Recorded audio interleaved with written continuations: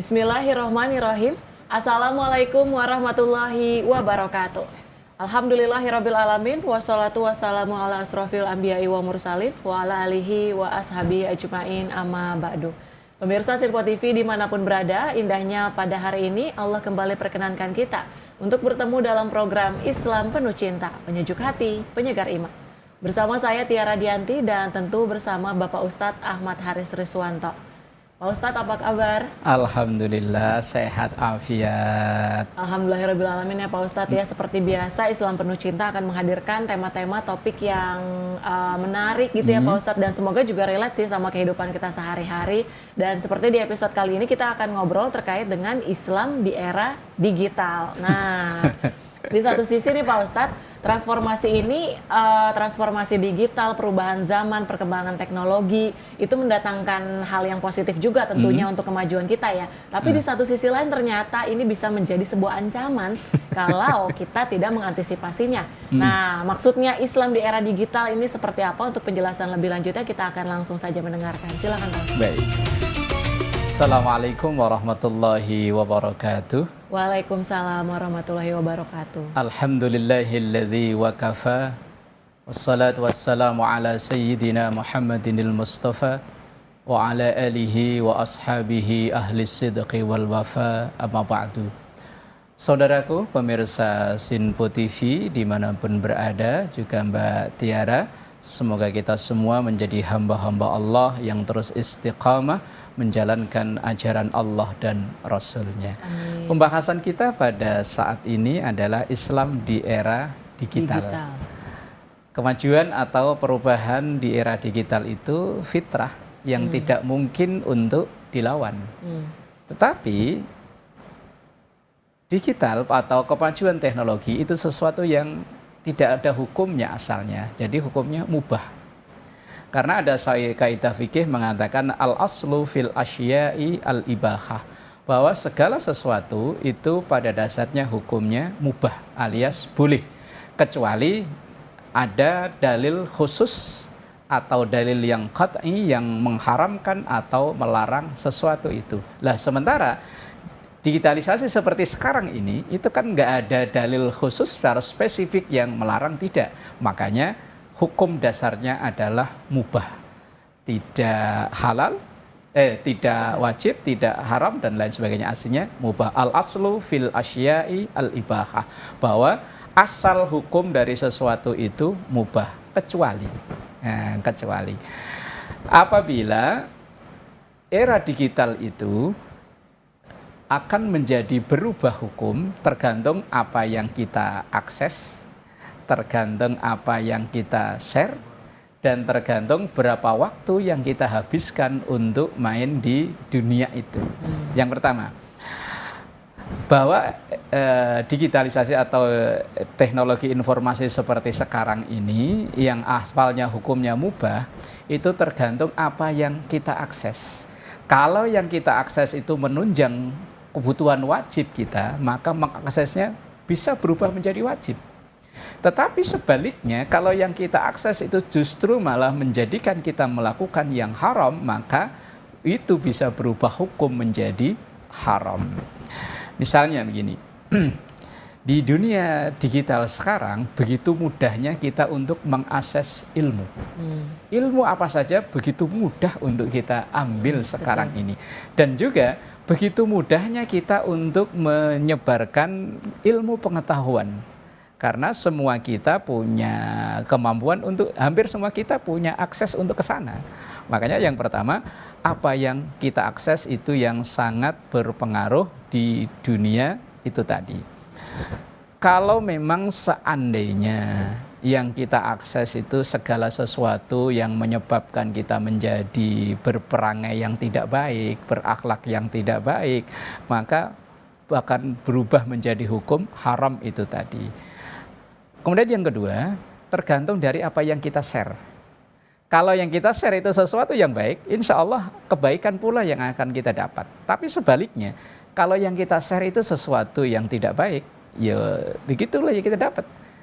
Dalam sabda Rasulullah sallallahu alaihi wasallam, "Man sanna sunnatan hasanatan falahu ajruha wa ajru man amila biha."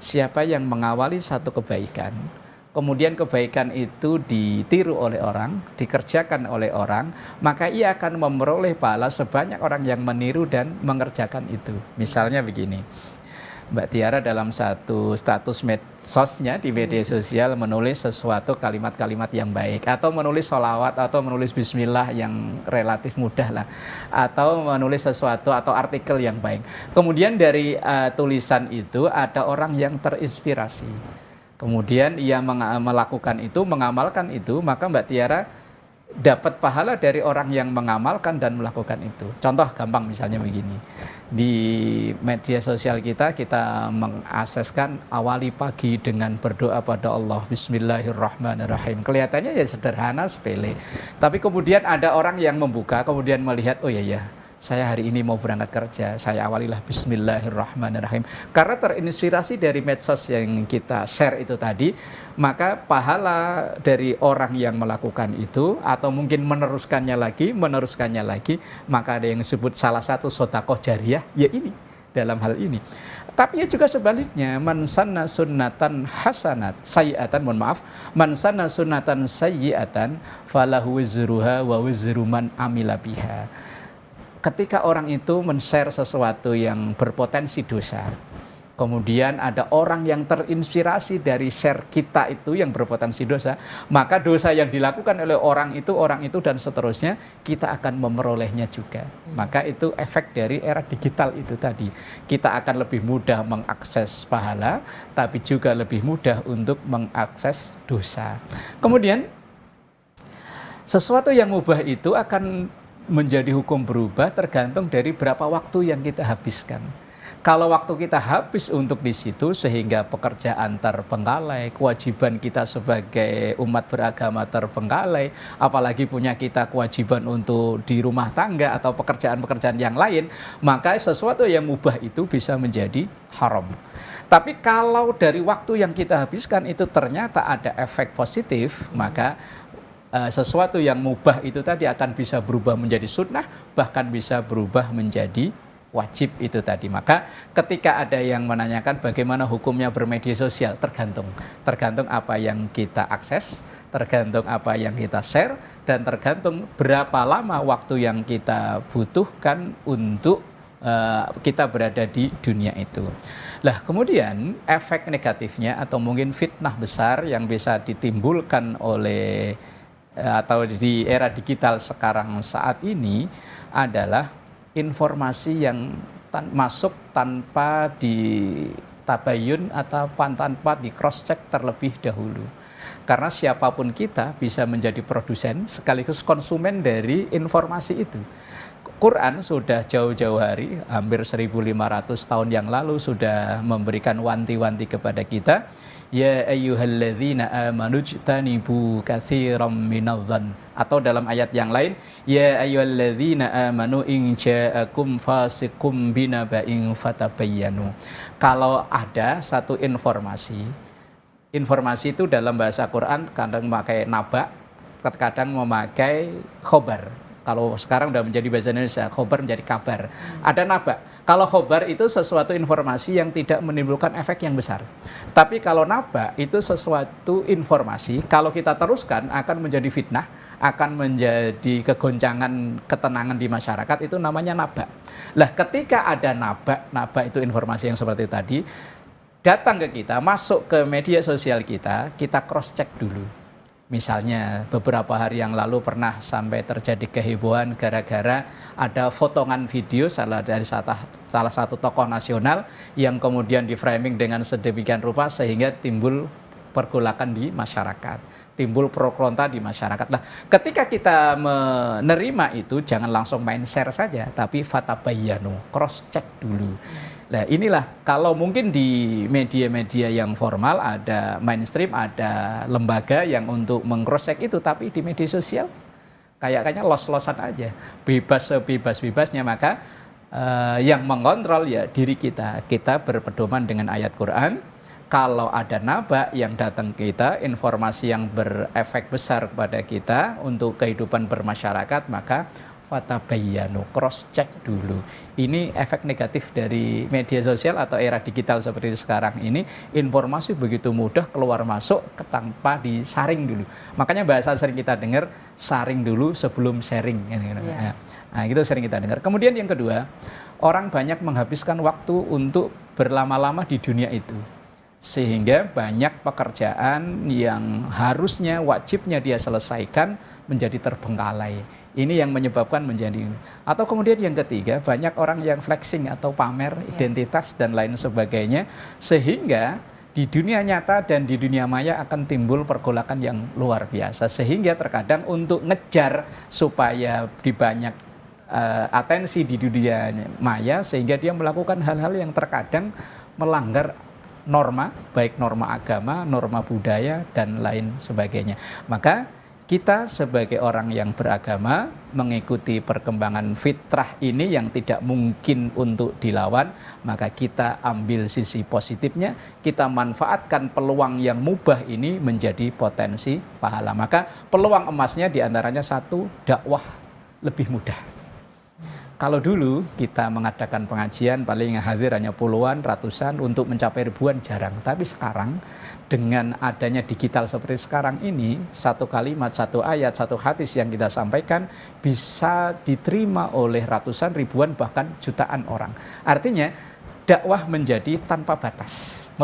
Bisa melintasi batas, bukan hanya di lokal lekat, tapi bisa mendunia dari apa yang kita sampaikan. Kemudian akses ilmu menjadi lebih mudah dan juga sedekah jariah bisa mengalir 24 jam. Kita menulis ayat Quran, kita menulis sholawat, di situ ayat Quran dibaca orang, sholawat dibaca orang, maka jariah kita akan mengalir 24 jam. Tapi juga sama, sisi negatifnya tetap ada, sisi positifnya ya ada, tergantung ini asalnya perkara mubah akan menuntun kita ke surga atau menuntun ke neraka, tergantung, terserah kita yang memainkannya. Wallahu a'lam bishawab. Baik, terima kasih Pak Ustadz dan pemirsa, tetaplah bersama kami. Usai jeda kami akan kembali di Islam Penuh Cinta, penyejuk hati, penyegar iman.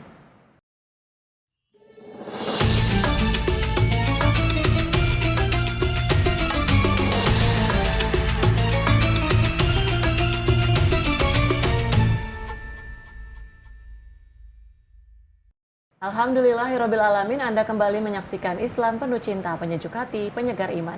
Masih bersama saya Tiara Tianti dan tentu bersama Bapak Ustadz Ahmad Haris Reswanto, yang di episode kali ini kita ngobrol terkait dengan Islam di era digital.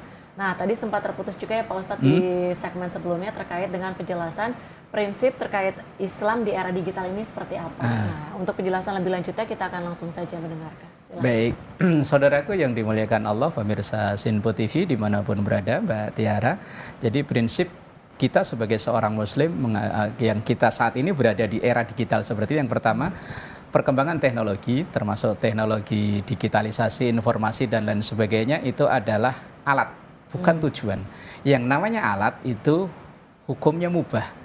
Tergantung dari kita, apakah alat itu akan kita jadikan alat untuk memproduksi pahala atau sebaliknya akan menjadi alat untuk memproduksi dosa. Tergantung kita memainkan atau menggunakan alat tersebut. Yang nggak jauh beda dengan alat-alat yang lain. Alat yang lain itu adalah hasil kreasi kita, perkembangan teknologi, dan kita yang tidak mungkin untuk bisa melawannya, tetapi kita gunakan alat itu untuk menabung pahala sebanyak-banyaknya. Kemudian yang kedua, kita jangan anti teknologi. Kita jangan anti teknologi, tapi idealnya kita yang menjadi tuannya teknologi itu. Jangan kita diperbudak oleh teknologi, tapi hendaknya kita yang menjadi tuan dari teknologi. Wong tadi di poin yang pertama, teknologi ini adalah alat. Jangan sampai kita yang diperalat, kita yang harus menjadikan ini sebagai alat untuk kemajuan kehidupan kita, baik di dunia sekarang maupun untuk meraih kehidupan kita yang akan datang. Dan kemudian yang ketiga, era digitalisasi ini termasuk ujian keikhlasan kita.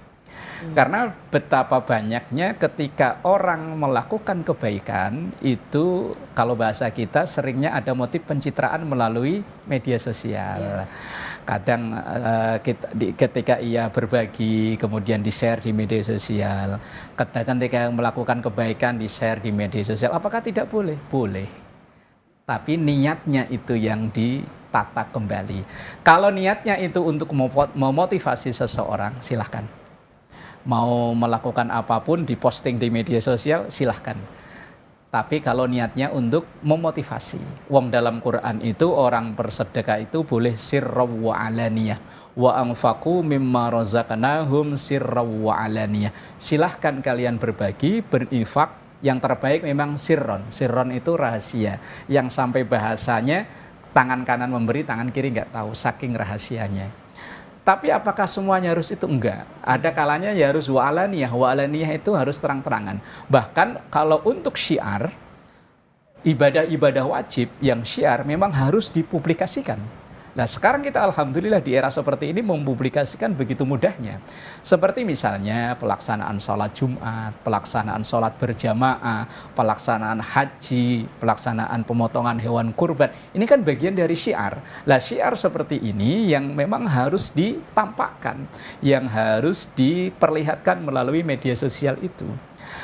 Tetapi ada ibadah-ibadah yang memang harus dirahasiakan. Misalnya saat kita bertahajud, ya jangan sampai, ya kalau lagi-lagi kalau motivasinya untuk memotivasi ya monggo saja. Tapi kadang ada yang sampai berlebihan, tahajud saja sampai di-share. Rasanya malam ini adem, ya adem malam ya. Maka jadi itu perkembangan era digital seperti ini bisa menjadi ujian keikhlasan kita. Apakah keikhlasan itu masih ada dalam diri kita atau kita hanya ngejar like, ngejar subscribe dan lain sebagainya. Nah, itulah ujian keikhlasan. Lah yang tahu keikhlasan dan tidak itu adalah masing-masing kita. Kita tidak bisa menilai orang lain, kamu nggak ikhlas, kamu hanya ngejar atensi di media sosial, tidak bisa. Ini kalau urusan ikhlas dan tidak itu yang paling tahu adalah kita sendiri dan tentu Allah Subhanahu wa taala yang mencatat keikhlasan kita.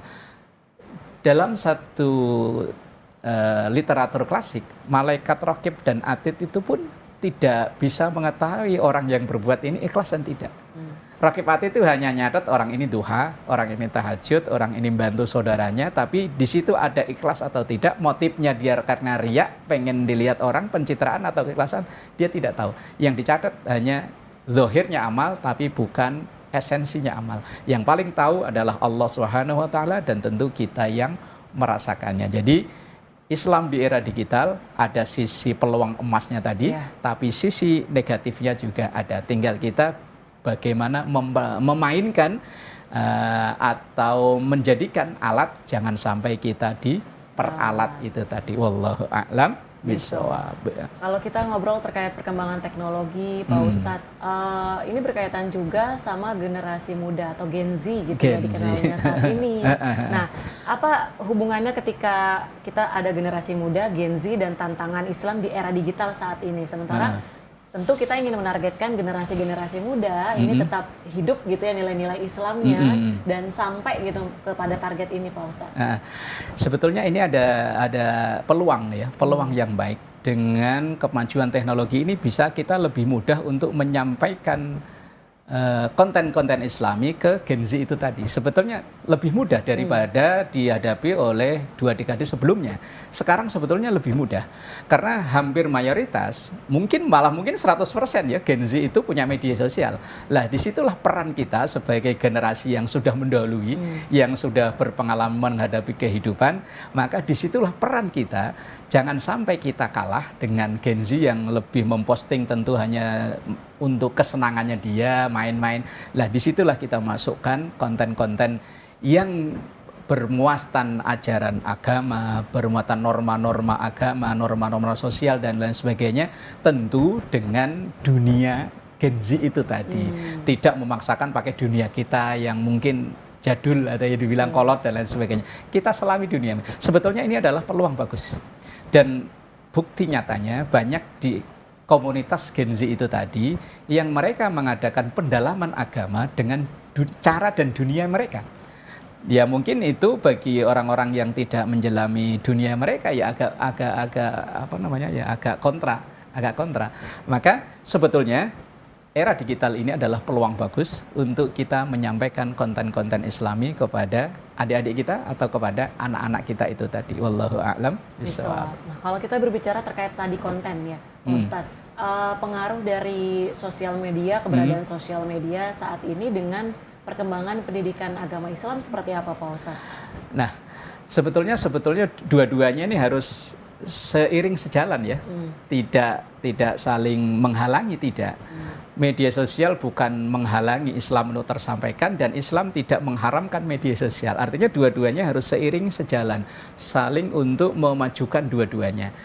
Kita yang punya media sosial hendaknya sering sebagai seorang yang beragama, kita tawarkan Islam itu, sering kita sampaikan Islam itu dengan membuat konten-konten yang Islami, walaupun hanya sangat sederhana, mungkin ngobrol dengan anak tentang baca doa atau kita tentang Bismillahirrahmanirrahim, nah, dan lain sebagainya. Ini termasuk udah kita menyebarkan Islam melalui media sosial itu. Jadi dua-duanya ini seharusnya seiring sejalan, tidak saling menjegal, tidak saling menghalangi. Toh Islam tidak menghukumi apa-apa. Wong tadi al-aslu fil asyai al-ibahah, bahwa hukum dasar dari perkembangan teknologi atau alat itu hukumnya adalah mubah, tidak ada hukum apa-apa. Ya seharusnya lah kecerdasan kita memanfaatkan ini untuk mensyiarkan agama kita itu tadi. Wallahu a'lam bishawab.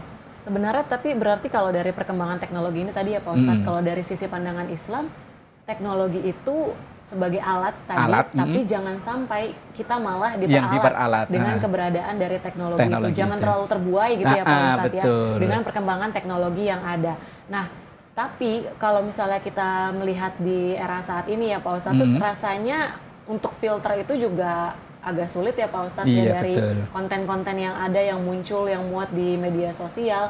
Nah, ini bagaimana caranya agar kita kemudian bisa membatasi dari perkembangan teknologi itu yang tentunya kita harapkan hanya manfaatnya aja gitu Pak Ustadz yang kita bisa dapat. Kalau 100% hanya manfaatnya kayak mungkin tidak bisa kayaknya, karena sehebat-hebatnya orang nanam padi, rumput pasti ikut ada, ya? Pasti ada ikut. Sehebat-hebatnya ditemukan obat kayak apa, rumput pasti numbuh. Artinya bagaimana? Ya tadi kita tetap menyelami, kita tetap berada di dunia ini. Memang dunianya seperti sekarang ini paling tidak membatasi dan mengurangi. Tapi kalau untuk menghilangkan kayaknya nggak bisa. Seumpama kita lagi memutar satu video yang situ kita butuh edukasi ilmu dari video itu. Terkadang ada iklan yang masuk dan kadang iklan yang tidak mendidik. Apakah itu kadang, mohon maaf ya, judi online dan lain sebagainya. Itu kan begitu mudahnya. Ya mungkin saya yakin pemerintah kita melalui kementerian terkait sudah berusaha maksimal untuk membatasi itu, tetapi apa daya. Wong kadang katanya itu kejahatan selangkah lebih maju. Makanya ya kita ya masing-masing berperan untuk diri kita, untuk orang-orang terdekat kita. Kalau kita hanya mengandalkan pemerintah, saya yakin pemerintah udah berikhtiar, udah berusaha. Tapi apa daya? Ada aja tangan-tangan nakal yang memanfaatkan celah untuk melancarkan aksinya untuk meraih keuntungan pribadi. Seperti tadilah.